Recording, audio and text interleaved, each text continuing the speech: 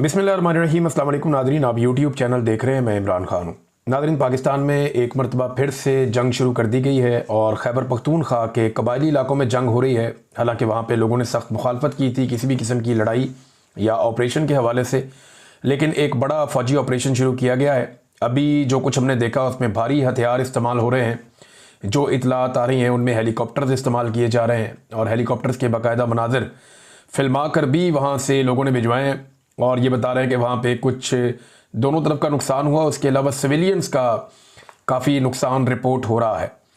और एक मोहम्मद फ़हीम साहब हैं, सीनियर जर्नलिस्ट खैबर पख्तूनख्वा से, उन्होंने शहरियों की, जो ज़ख्मी शहरी हैं उनकी वीडियो पोस्ट की है। उन्होंने दिखाया कि यहाँ से शहरियों को मुंतकिल किया जा रहा है जो ज़ख्मी हो गए हैं इस ऑपरेशन के नतीजे में, और ये सिविलियंस हैं और इनके लिए कोई एम्बुलेंस भी दरकार नहीं है ऑपरेशन में। इन्हें एक पिकअप के अंदर डाल के ऐसी गाड़ी में, तो इनको वहाँ से ज़ख्मी हालत में मुंतकिल किया जा रहा है।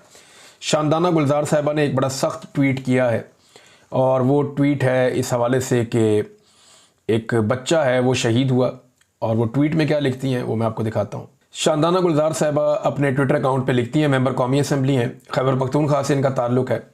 वो कहती हैं, जी डमाडोला चेक पोस्ट के बिल्कुल सामने बच्चे को शहीद कर दिया, हालांकि वहाँ कोई कर्फ्यू नहीं था। मुबारक हो फोर्सेस को फ़लस्तीन दोएम, अपने ही पाकिस्तानियों की नस्ल कुशी में पेश पेश, अल्लाह की लानत वर्दी पहने खवारिज पर। ये शानदाना गुलजार ने इसके ऊपर ट्वीट किया है और इसके अलावा कुछ और लोगों ने कुछ वीडियोस, कुछ तस्वीर पोस्ट की हैं। बल्कि ये जो एक छोटा बच्चा है इसकी भी खून में लथपथ जो तस्वीरें हैं वो भी मैं आपको यहाँ सोशल मीडिया पे, यहाँ पे यूट्यूब पे दिखा नहीं सकता, लेकिन ये बड़े तकलीफ़ देह मनाजिर हैं। जब इस तरह ऑपरेशन होते हैं मुल्क के अंदर तो फिर उसके अंदर इस तरह के मनाजिर सामने आते हैं। खैबर पख्तूनख्वा की आवाम बड़े लंबे अरसे से इन चीज़ों से बचना चाह रही थी। बड़ा सवाल एक ये पैदा होता है कि क्या खैबर पख्तूनख्वा की हुकूमत ने इस ऑपरेशन की इजाज़त दी है या ये ऑपरेशन खैबर पख्तूनख्वा की हुकूमत की मर्ज़ी से हो रहा है। अली अमीन गंडापुर साहब ने और उनकी सूबाई हुकूमत ने ऑपरेशन की सख्त मुखालफत की है और वो ये कहते रहे माजी में कि हम किसी सूरत भी खैबर पख्तूनख्वा में ऑपरेशन नहीं होने देंगे। हमारी जो फंड्स हैं वो हमारे हवाले किए जाएं, हमारी पुलिस को हमें बाइख्तियार तरीके से अपना काम करने दिया जाए और चीज़ें अगर हमारे हवाले की जाएं तो हम दहशतगर्दी पे काबू पा सकते हैं। गंडापुर ने यहाँ तक कहा कि यहाँ पे दो तरह के तालिबान हैं, इनमें से एक ऐसे हैं जो पाकिस्तान की फ़ौज या मिलिट्री एस्टेब्लिशमेंट को पसंद है, एजेंसियों को, और वो भी लूटमार करते हैं, वो भी तबाही फेरते हैं, और जब उन्हें पुलिस गिरफ्तार करती है तो आकर एजेंसियाँ उन्हें छुड़ा कर ले जाती है। कुछ ऐसे तालिबान हैं जिनसे एजेंसियाँ लड़ती हैं या फ़ौज लड़ती है। अब ये जो एक तफरीक है ये ख़त्म होनी चाहिए। और अली अमीन गंडापुर ने कहा कि जब पुलिस अपनी जान पर खेलकर दहशतगर्दों को गिरफ्तार करती है और पाकिस्तान की एजेंसियां उनको आकर छुड़वा कर ले जाती हैं ये कहते हुए कि ये हमारे काम के बंदे हैं, तो इससे पुलिस का मोराल बड़ा डाउन हो जाता है। अब ये बड़े संजीदा इल्ज़ाम आते हैं जो अली अमीन गंडापुर साहब ने और इससे पहले और लोगों ने भी लगाए थे। लेकिन अब सूरत हाल ये है कि पाकिस्तान की मिलिट्री एस्टेब्लिशमेंट ने फैसला किया और ऑपरेशन जो है उसका आगाज़ कर दिया गया है। वहाँ पे भारी हथियार इस्तेमाल किए जा रहे हैं। पहले फेज़ में ये कहा जा रहा है कि ये ऑपरेशन 31 जुलाई तक चलेगा और 31 जुलाई के बाद ये चलता है या नहीं अभी तक इसके बारे में नहीं है, लेकिन बाजोड़ में जो ऑपरेशन है इसमें बहुत सारे इलाके हैं जहाँ पे कर्फ्यू नाफिज कर दिया गया है। लेकिन ये बच्चा जिस इलाके में शहीद हुआ यहाँ पे कर्फ्यू नाफिज नहीं किया गया था। ये इंतहाई अफसोसनाक सूरत हाल है। खैबर पख्तूनख्वा की हुकूमत को इसमें क्लैरिटी देनी होगी कि क्या वाकई उन्होंने ऑपरेशन की इजाज़त दी है या उनकी मर्ज़ी के ख़िलाफ़ ऑपरेशन हो रहा है। उनका मौक़िफ़ बड़ा इंपॉर्टेंट है और वो इस ऑपरेशन को किस नज़र से देखते हैं। जो शहरियों का और अवाम का रद्द-ए-अमल है वो अभी तक तो जब मैं आपसे बात कर रहा हूँ सामने नहीं आया, लेकिन मसाजिद में ऐलान करवाए गए और लोगों से कहा गया कि आप अपने घर से बाहर नहीं निकलेंगे, हमने कर्फ्यू नाफिज कर दिया है। और अब यहाँ पे जो दहशतगर्द हैं उनके खिलाफ बाकायदा फ़ौज ने एक ऑपरेशन शुरू कर दिया है। देखें, जो दहशतगर्दी है वो हर हाल में रुकनी चाहिए, ये हर पाकिस्तानी का मौक़िफ़ है, लेकिन खैबर पख्तूनख्वा के तहफ़्फ़ुज़ात सुने जाने चाहिए। वहाँ के लोग ये कहते हैं कि जो ऑपरेशन किए जाते हैं वो दहशतगर्दी के लिए नहीं किए जाते बल्कि हमारे वसाइल पर कब्जे के लिए किए जाते हैं। अगर तो ये ऑपरेशन सिर्फ दहशतगर्दों को धकेलने के बाद ख़त्म हो जाते हैं और उसके बाद फ़ौज जो है वो वापस बैरकों में चली जाती है और मकामी इंतज़ामिया आकर सारा कंट्रोल संभाल लेती है, जैसा कि माजी में नहीं हुआ।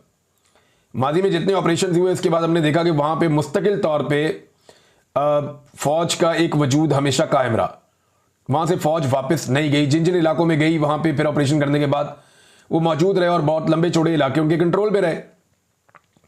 तो मकामी लोग ये समझते हैं कि उनके वसाइल पर कब्जा हो जाता है।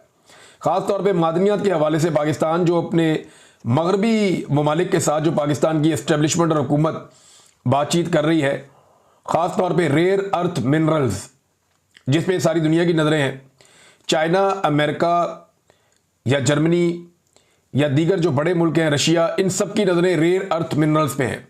रशिया ने यूक्रेन पे अटैक किया और यूक्रेन में क्या है, वहाँ पे बहुत सारी चीज़ों के अलावा रेयर अर्थ मिनरल्स हैं। ये अमेरिका को भी चाहिए। आपने देखा डोनाल्ड ट्रंप ने ज़ेलेंस्की को जलील करके रख दिया अपने सामने बैठा के, और मामला सिर्फ जाकर मादनियात पे ख़त्म हुआ। तो इसी तरह पाकिस्तान को तो कोई तकलीफ उठाने की ज़रूरत ही नहीं पड़ी। पाकिस्तान तो स्टेट वे इस ऑफ़र को पहले दिन से लेकर गया था कि जनाब हम मादनियात आपको देना चाहते हैं, बल्कि पाकिस्तान से ही अनाउंस करके गए थे कि हम तो रेयर अर्थ मिनरल्स आपको देना चाहते हैं।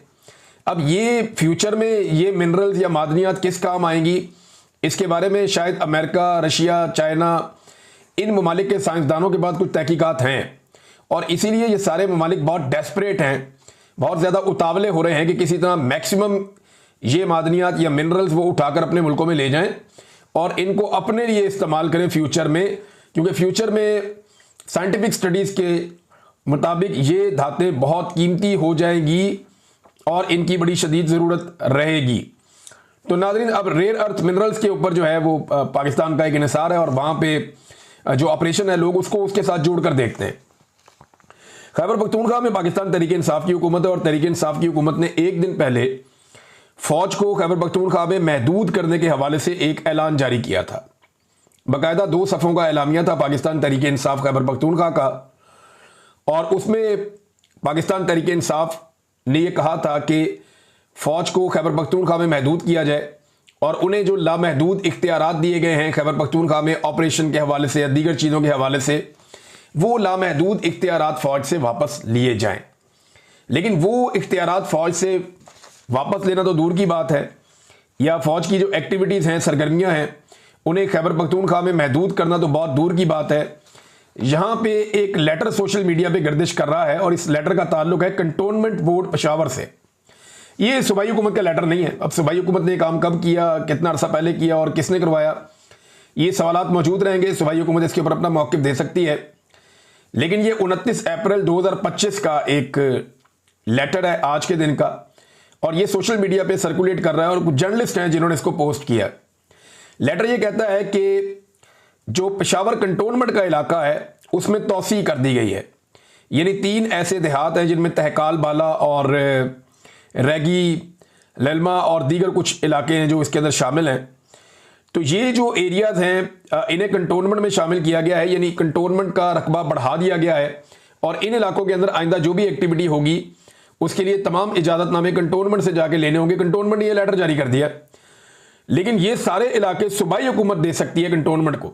यानी सादी बात यह है कि खैबर पख्तूनख्वा में पाकिस्तान तहरीक इंसाफ ये कहती है कि फ़ौज के किरदार को और फ़ौज की जो मौजूदगी है उसको महदूद करना है, या उसके इख्तियारात को महदूद करना है। दूसरी तरफ जो गंडापुर साहब की हुकूमत है वो कंटोनमेंट्स के रकबे में इजाफा कर रही है, और ये हर जगह पे हो रहा है। यानी पाकिस्तान में जितने कंटोनमेंट्स हैं, इंडिया में तो ख़त्म हो गए सारे कंटोनमेंट्स। ये ब्रिटिश दौर में ये हुआ था कि कंटोनमेंट्स के इलाके बनाए गए थे जहाँ पे मिलिट्री को या फ़ौजों को रखा जाता था। ख़ास तौर पे जो बरतानिया से फ़ौजें आती थीं वो अपने ख़ास इलाके बनाकर वहाँ पे रहते थे और आम लोगों में घुलते मिलते नहीं थे, तो उन्होंने अपना एक पूरा पैरेलल निज़ाम खड़ा किया हुआ था। तो इसी तरह ये कंटोनमेंट्स जो है आज पाकिस्तान में मौजूद हैं। इंडिया में इन्होंने ख़त्म कर दिए थे, बाकी जगहों पे भी ऐसे नहीं है, लेकिन पाकिस्तान में लगातार कंटोनमेंट्स बढ़ते चले जा रहे हैं, बढ़ते चले जा रहे हैं, बढ़ते चले जा रहे हैं। पाकिस्तान के तमाम बड़े शहरों के अंदर कंटोनमेंट्स हैं जिनमें फ़ौज का कंट्रोल है, और इन इलाकों का कोई ऑडिट नहीं कर सकता, कोई पूछ नहीं सकता, कोई सवाल नहीं उठा सकता, और इसके अंदर जो कुछ होता है किसी दिन इस पर इंशाल्लाह हम बात करेंगे। लेकिन अभी फ़िलहाल ये है कि पेशावर में जो कंटोनमेंट का इलाका है उसको बड़ा कर दिया है खैबर पख्तूनख्वा की हुकूमत ने। हालांकि पाकिस्तान तहरीक इंसाफ फ़ौज के किरदार को खैबर पख्तूनख्वा में महदूद करने का दावा कर रही थी। अली अमीन गंडापुर साहब की हुकूमत ने अभी तक कोई FIR नहीं की। जो FIR एक होनी चाहिए थी, वादी तीरा के इंसिडेंट पे अभी तक पता तो नहीं चला कोई FIR का, ना कोई सामने आई, और ना ही ड्रोन अटैक्स के ऊपर उन्होंने कोई FIR की है। और ना ही सूबाई हुकूमत ने अभी तक ये जो ऑपरेशन शुरू किया गया है इसके बारे में कोई अपना मौक़िफ़ दिया है। जिस वक्त मैं ये वीडियो रिकॉर्ड कर रहा हूँ अली अमीन गंडापुर खामोश है। राणा सनाउल्लाह ने दावा किया था कि अली अमीन गंडापुर रोला शोला डालेंगे, अपनी सियासत कर लेंगे, लेकिन हमारे साथ मुकम्मल ताउन करेंगे, जब भी उनकी ज़रूरत पड़ेगी तो बेफिक्र रहे अली अमीन गंडापुर के सख्त बयानात से। तो वो बज़ाहिर अब ये दिखाई दे रहा है अभी तक हो सकता है कि गंडापुर साहब जो है वो कुछ देर में कोई स्टेटमेंट जारी करें या कोई बात करें इस ऑपरेशन को लेकर। बहरहाल इमरान खान साहब ने इसके बारे में अपनी स्टेटमेंट दे दी है और इमरान खान साहब की बहन ने वो स्टेटमेंट बाहर आकर बताई। और इमरान खान साहब की बहन का कहना है कि इमरान खान साहब को ये वादिय तीरा में जो ऑपरेशन हो रहा है या जो कुछ वादिय तीरा में इंसिडेंट हुआ इसके बारे में जब इमरान खान साहब को बताया गया तो उन्हें बहुत अफसोस है इस बात का। इमरान खान साहब ने कहा कि ऑपरेशन जो है वो बिल्कुल ऑपरेशन नहीं होना चाहिए वज़ीरिस्तान में, ऑपरेशन कोई हल नहीं है। वादिय तीरा वाक़े पर इमरान खान ने दुख का इजहार किया और कहा कि वज़ीरिस्तान में बिल्कुल ऑपरेशन नहीं होना चाहिए, ऑपरेशन कोई हल नहीं है। ये अलीमा खान साहिबा ने बताया।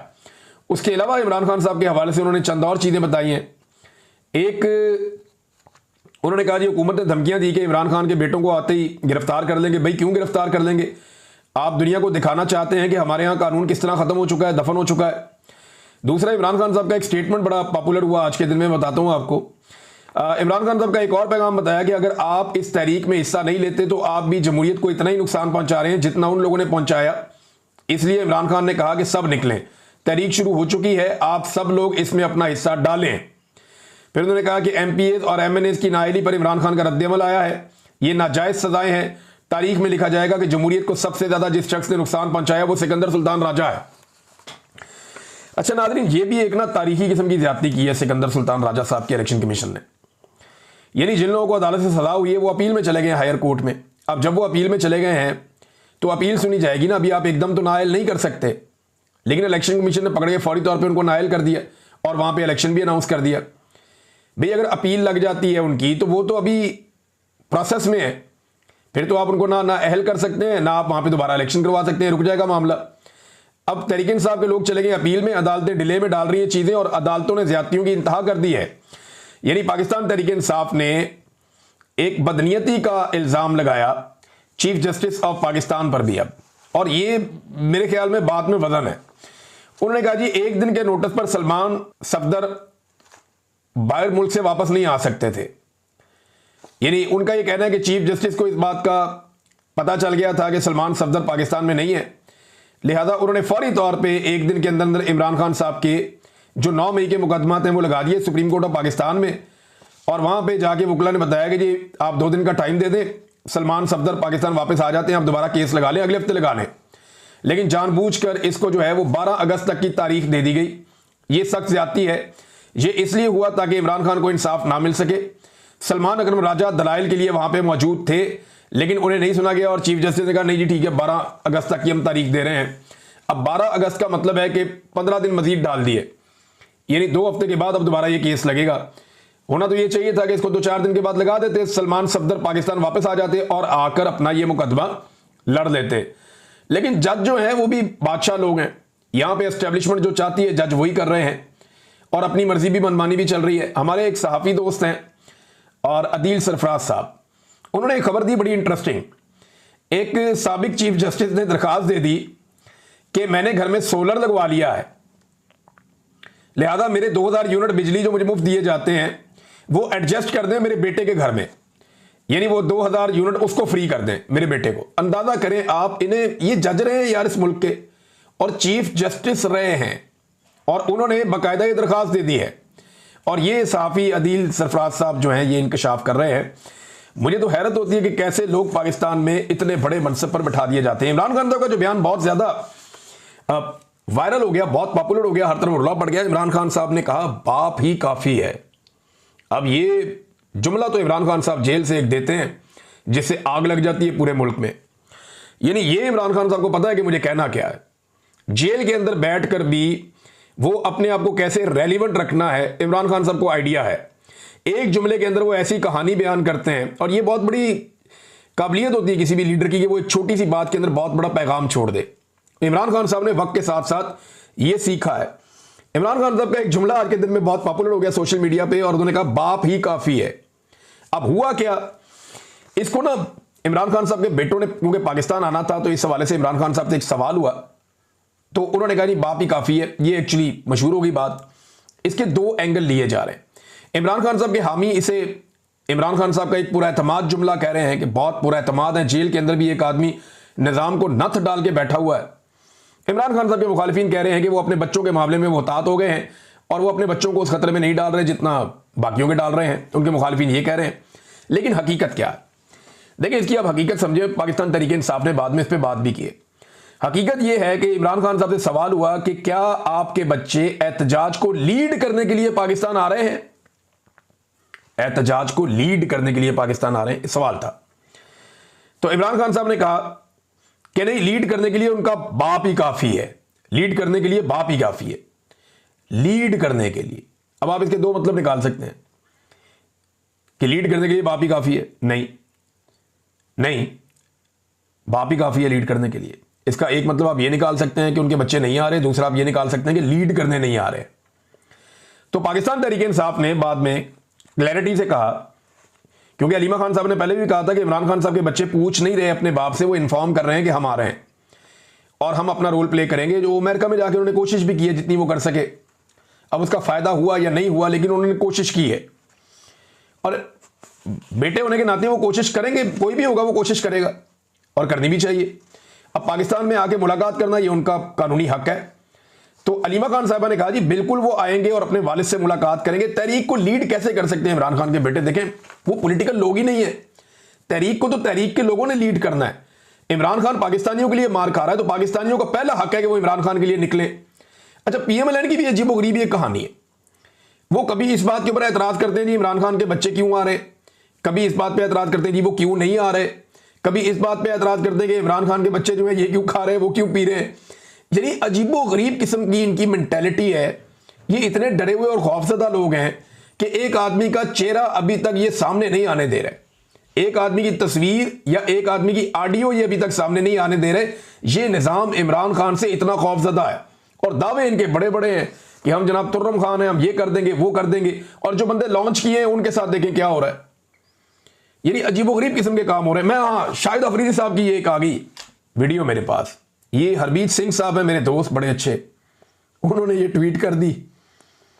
तो ये 15-20 लोग हैं, इन्होंने एक बहुत बड़ा बैनर उठाया हुआ है, फ़ख्रे पख्तूनख्वा साहबजादा शाहिद खान अफरीदी मंजानिब एहलियाने पाकिस्तान फ़ख्रे पाकिस्तान। तो कौमी हीरो को इज्जत दो, ये वो नारे लगा रहे जी, कौमी हीरो को इज्जत दो, और शाहिद अफरीदी का फोटो उठाया हुआ है, एक ही बैनर है। अब मुझे लगता है ये शाहिद अफरीदी के खिलाफ साजिश है। यानी कौमी लेवल का हीरो है तो आप, अब ये तो नहीं हो सकता ना कि 15-20 लोग जो हैं, अभी यूके में भी मैं ये देख रहा हूं कि मुख्तलिफ जगहों पे ना थोड़े थोड़े लोग खड़े करके तो उनके साथ उनकी तस्वीरें बनवा दी जाती हैं, कहीं पे 5, कहीं पे 7, कहीं पे 8। तो ऐसा लगता है कि शाहिद अफरीदी साहब एक एहसास कमतरी का शिकार है, उन्हें इससे निकलना चाहिए। देखिए, उनकी अपनी एक शख्सियत है, उनका अपना एक करैक्टर है। अगर वो शाहिद अफरीदी की तरह जिंदगी गुजारेंगे तो उनके लिए जिंदगी गुजारना बड़ा आसान रहेगा। एक खुला डुला आदमी है, ठीक है, उसकी जिंदगी गुजारने का अपना एक तरीका है, जिंदगी में आप अच्छा और बुरा दोनों करते हैं। एक खुला डुला आदमी है और उसकी अपनी दोस्तियां, उसकी अपनी सोच है। अगर वो शाहिद अफरीदी बन के जिंदगी गुजारेगा तो बड़ा आसान रहेगा। लेकिन अगर वो इमरान खान बनना चाहेगा तो देखे ना, कौवा चला हंस की चाल अपनी भी भूल गया। क्या कहा था वो हसन निसार साहब ने गालिबन कि 1000 शाहिद अफरीदी भी आ जाए तो इमरान खान नहीं बन सकता। तो शाहिद अफरीदी सारी जिंदगी सर तोड़ कोशिश भी कर लेना तो वो इमरान खान की धूल को भी नहीं पकड़ सकते, क्योंकि इमरान खान एक ही है ना, वो बहुत बहादुर आदमी है, बहुत दलेर आदमी है, वो डट जाने वाला आदमी है, मुकाबला करने वाला आदमी है। उसका करैक्टर इतना बड़ा है कि उसके दुश्मन उसकी गवाहियां देते हैं। उसके बदतरीन मुखालिफिन भी क्रिकेट के दौर में उसकी गवाहियां देते थे। आज उसके बदतरीन सियासी मुखालिफिन भी, आप अकेला लेकर किसी को भी बैठे तो वो गवाहियां देंगे कि यार बहुत दलेर आदमी है, बहुत शानदार आदमी है। तो ये इमरान खान का करैक्टर है। शाहिद अफरीदी कभी भी इमरान खान नहीं बन सकते। इस चक्कर में वो बार बार जो है ना, वो बात कहीं से कहीं चली जाती है। कई तजियाकारों ने कहा जी 1000 दफा भी अगर शाहिद अफरीदी पैदा हो जाए तो वो इमरान खान नहीं बन सकते। अब ये एक मुझे तो साजिश ही लगती है कि 10-15 लोग निकले और निकल के शाहिद अफरीदी के लिए कौमी हीरो को इज्जत दो, ये क्या बात है। अब मेरे ख्याल में थोड़ी कोशिश अब करनी पड़ेगी, उन्हें 100-200 बंदा इकट्ठा करके कहीं पे कौमी हीरो को इज्जत दो का एक मुजाहरा करवाना चाहिए। इस तरह का मुजाहरा होने से बेहतर था कि मुजाहरा होता ही ना। नादरीन, खबरें और आपके साथ शेयर करता हूं नेक्स्ट वीलॉग में, लेकिन अफसोसनाक बात यह है कि एक मरतबा फिर इससे पहले कोई 20 से ज़ायद ऑपरेशन खैबर पख्तूनख्वा में हो चुके हैं। एक ऑपरेशन और शुरू किया गया, लेकिन कभी पिछले 20 ऑपरेशंस में पाकिस्तान ने क्या पाया, क्या खोया, हमने उसका हिसाब किताब किया। खैबर पख्तूनख्वा ने कितनी लाशें उठाई, उनके लिए जिम्मेदार कौन था, हमने कभी उसका हिसाब किताब किया। यहाँ स्मगलिंग कौन करता है, पैसा किसकी जेब में जाता है, ये मादनियात किसके कंट्रोल में जाना चाहती हैं, कौन लेकर जाना चाह रहा है, कभी इसके ऊपर मैंने बात की।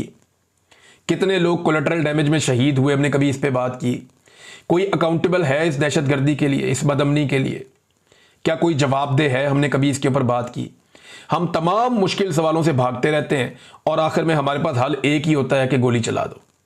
गोली चलाने से अमन नहीं आता, गोली चलाने से धमाका होता है और यह धमाका अमन को खा जाता है। अब तक इतनी, अपना ख्याल रखिएगा, अपने इस चैनल का भी। अल्लाह हाफिज़।